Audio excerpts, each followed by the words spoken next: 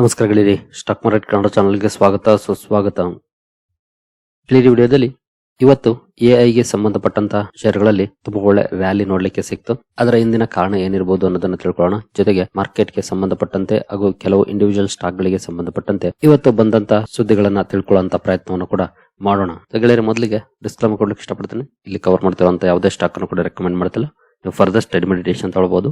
As educational purpose ನಾನು video ಮುಂದೆ ತರ್ತಾ ಇದ್ದೀನಿ. ಹಾಗೆ ಡಿಸ್ಕ್ರಿಪ್ಷನ್ ಅಲ್ಲಿ ಅಕೌಂಟ್ ಓಪನಿಂಗ್ ಲಿಂಕ್ ಇದೆ. ಅಕೌಂಟ್ ಅನ್ನು ಓಪನ್ ಮಾಡ್ಕೊಳ್ಬಹುದು. ಇನ್ವೆಸ್ಟ್ಮೆಂಟ್ ಗೆ ಸಂಬಂಧಪಟ್ಟಂತೆ ನಿಮ್ಗೆ ಏನಾದರೂ ಸಪೋರ್ಟ್ ಬೇಕು ಅಂತಂದ್ರೆ ಈ ನಂಬರ್ ಗಳ ಮೂಲಕ ಕಾಂಟ್ಯಾಕ್ಟ್ ಮಾಡಬಹುದು. ಇಲ್ಲಿ ಮೆನ್ಷನ್ ಮಾಡಿರುವಂತಹ ಎಲ್ಲ ಸರ್ವಿಸಸ್ ನಮ್ಮ ಮೂಲಕ ಸಿಗುತ್ತೆ. ಇದಕ್ಕೆ ಕಂಡೀಷನ್ ಒಂದೇ, ನಮ್ಮ ಮೂಲಕ ಅಕೌಂಟ್ ಓಪನ್ ಮಾಡಿರಬೇಕು. ಹಾಗಾಗಿ ಲಿಂಕ್ ಅನ್ನು ಬಳಸ್ಕೊಂಡು ಅಕೌಂಟ್ ಓಪನ್ ಮಾಡಿ ಕಾಂಟ್ಯಾಕ್ಟ್ ಮಾಡಬಹುದು.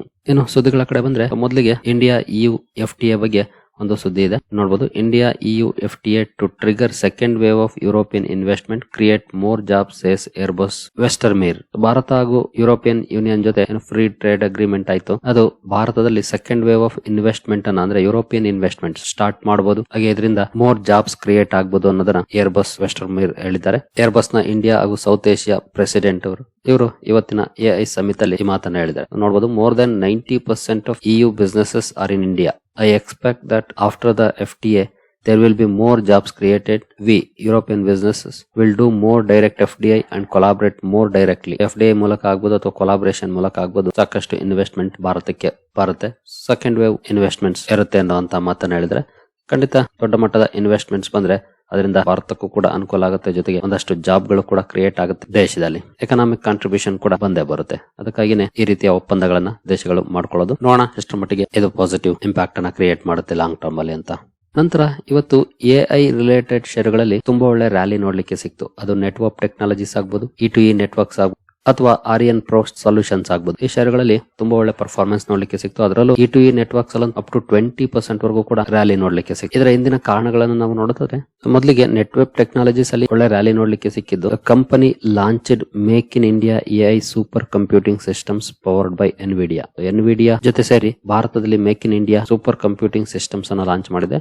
ಇಂದಿನ ವಿಡಿಯೋದಲ್ಲೂ ಕೂಡ ಈ ಸುದ್ದಿಯನ್ನ ಕವರ್ ಮಾಡಿದ್ದೆ. ಈ ಸುದ್ದಿ ಸಾಕಷ್ಟು ಪಾಸಿಟಿವ್ ಇಂಪ್ಯಾಕ್ಟ್ ಅನ್ನ ಈ ಪರ್ಟಿಕ್ಯುಲರ್ ಸ್ಟಾಕ್ ಅಲ್ಲಿ ಮಾಡಿದೆ. ಇವತ್ತು ನೋಡಬಹುದು, network technologies today powered a new era of computing in India by introducing one of the world's most powerful AI infrastructure solutions, make in India AI super computer Tyrone Camarero GB200 system.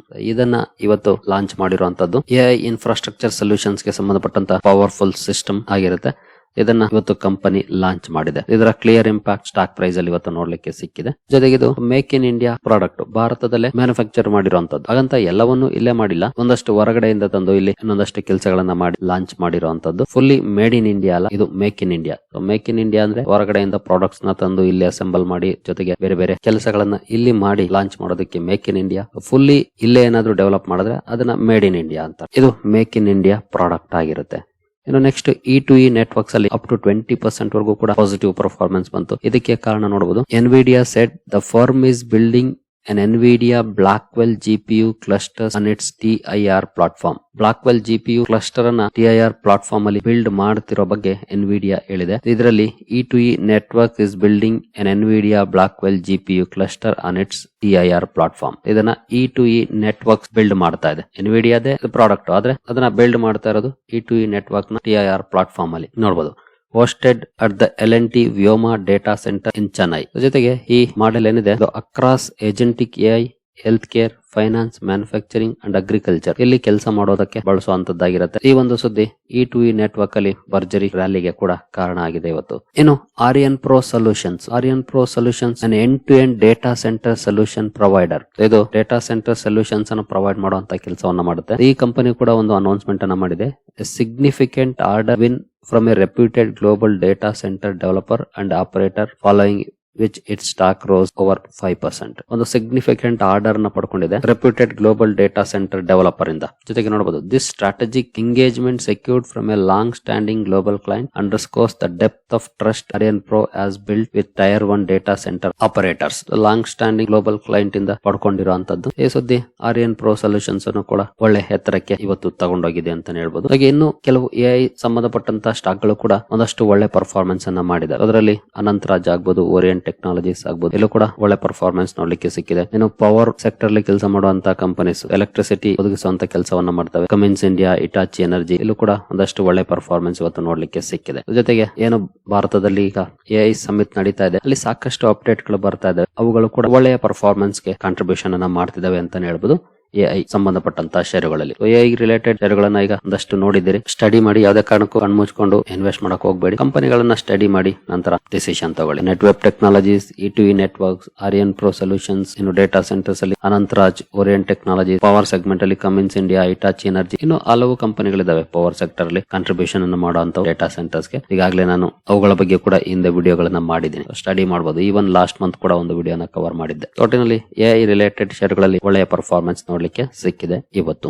ನಂತರ ಸರ್ವಂ AI ಇಂದ ಒಂದು update ಬಂದಿದೆ. ಈ ಸರ್ವಂ AI ಅನ್ನೋದು ಭಾರತದ ಒಂದು ಆರ್ಟಿಫಿಷಿಯಲ್ ಇಂಟೆಲಿಜೆನ್ಸ್ ಪ್ಲಾಟ್ಫಾರ್ಮ್. ಹೇಗೆ ನಾವು ಚಾಟ್ ಜಿಪಿಟಿ ನೋಡ್ತೀವೋ, ಗೂಗಲ್ ಜೆಮಿನಿ, ಡೀಪ್ ಸೀಕ್ ಇವುಗಳಿದ್ದಾವೆ, ಅದೇ ರೀತಿ ಇದು ಭಾರತದ ಓನ್ ಅಥವಾ ಭಾರತದಲ್ಲೇ, ಅದರಲ್ಲೂ ನಮ್ಮ ಬೆಂಗಳೂರಲ್ಲಿ ಸ್ಥಾಪನೆ ಆಗಿರುವಂತಹ ಸಂಸ್ಥೆ ಸರ್ವಂ ಎಐ. ನೋಡಬಹುದು ಇವತ್ತು ಸರ್ವಂ AI launches 30B and 105B models, says 105B outperforms DeepSeek R1 and Gemini Flash on key benchmarks. The DeepSeek R1 ಹಾಗೂ Gemini Flash ಅನ್ನ ಔಟ್ ಪರ್ಫಾರ್ಮ್ ಮಾಡಿದೆ 105B. ಅದನ್ನ ಇವತ್ತು ಲಾಂಚ್ ಮಾಡಿದೆ. ಅಂದ್ರೆ 2 ಮಾಡೆಲ್ಸ್ ಅನ್ನ ಸರ್ವಂ ಎಐ ಲಾಂಚ್ ಮಾಡಿದೆ.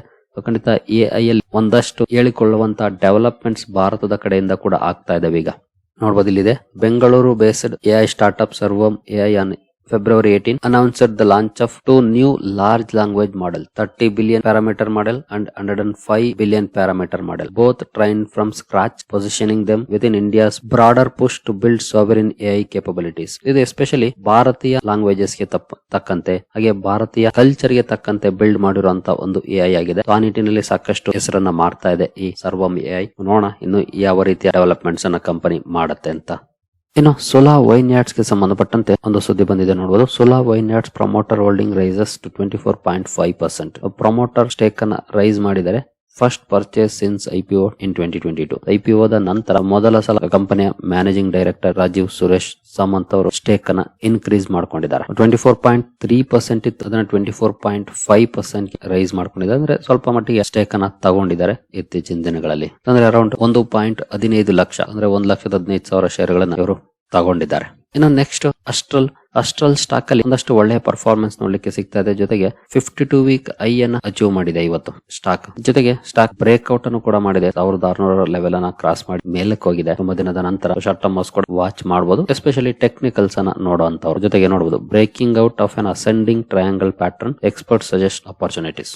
ನೆಕ್ಸ್ಟ್ ಎಲ್&ಟಿ ಗೆ ಸಂಬಂಧಪಟ್ಟಂತೆ ಒಂದು ಸುದ್ದಿ ಇದೆ. L and T to build India's largest gigawatt scale AI factory with ಎನ್ವಿಡಿಯಾದ ಜೊತೆ ಸೇರಿ ಭಾರತದ ದೊಡ್ಡ ಗಿಗಾವ್ಯಾಟ್ ಸ್ಕೇಲ್ ಎಐ ಫ್ಯಾಕ್ಟರಿನ ಬಿಲ್ಡ್ ಮಾಡುವಂತ ನಿರ್ಧಾರವನ್ನು ಮಾಡಿದೆ. L and T's engineering infrastructure development execution with Nvidia AI infrastructure including GPUs, CPUs and networking. ದೊಡ್ಡ ಪ್ಲಾನ್ ಅನ್ನ ಕಂಪನಿ ಮಾಡಿ ನೋಡಬಹುದು. ಏನು SBI ಫಂಡ್ಸ್ ಮ್ಯಾನೇಜ್ಮೆಂಟ್ ಏನಿದೆ, ಇದರ ಐಪಿಒ ಸದ್ಯದಲ್ಲೇ ಬರುವಂತ ಲಕ್ಷಣಗಳು ಕಂಡು ಬರ್ತಾ ಇದೆ. ನೋಡಬಹುದು, India's top asset manager set to file papers for $1.5 billion issue in March ಅಲ್ಲಿ $1.5 billion ಮೊತ್ತದ ಇಶ್ಯೂಗೆ ಐಪಿಒ ಫೈಲಿಂಗ್ ಅನ್ನ ಮಾಡೋ ಬಗ್ಗೆ ಹೇಳಿದ್ದಾರೆ. ಅಂದ್ರೆ ಮೇ ಬಿ ಮಾರ್ಚ್ ಅಥವಾ ಏಪ್ರಿಲ್ ಅಲ್ಲಿ SBI ಫಂಡ್ಸ್ ಐಪಿಒ ಬರುವಂತ ಚಾನ್ಸಸ್ ಜಾಸ್ತಿ ಆಗ್ತಾ ಇದೆ. ಇನ್ನು next KKR backed hero future energies ಕೂಡ ಸದ್ಯದಲ್ಲೇ ಐಪಿಒ ಡ್ರಾಫ್ಟ್ ಪೇಪರ್ಸ್ ಅನ್ನ ಫೈಲ್ ಮಾಡೋ ಬಗ್ಗೆ ಸುದ್ದಿಗಳು ಬರ್ತಾ ಇದೆ. ಇನ್ನು ಎಕ್ಸಾಕ್ಟ್ಲಿ ಗೊತ್ತಿಲ್ಲ, ಬಟ್ ಸದ್ಯದಲ್ಲೇ ಫೈಲಿಂಗ್ ಅನ್ನ ಮಾಡಬಹುದು ಅಂತ ಹೇಳ್ತಾ ಇದೆ ಈ ರಿಪೋರ್ಟ್. ಹೀರೋ ಫ್ಯೂಚರ್ ಎನರ್ಜೀಸ್ ನೋಡಬಹುದು, ಗ್ಲೋಬಲ್ ಪೋರ್ಟ್ಫೋಲಿಯೋ 7.2 ಗಿಗಾವ್ಯಾಟ್ಸ್ ಅನ್ನು ಹೊಂದಿದೆ ರಿನ್ಯೂವಬಲ್ ಎನರ್ಜಿನಲ್ಲಿ. ಹಾಗೆ 2.3 ಗಿಗಾವ್ಯಾಟ್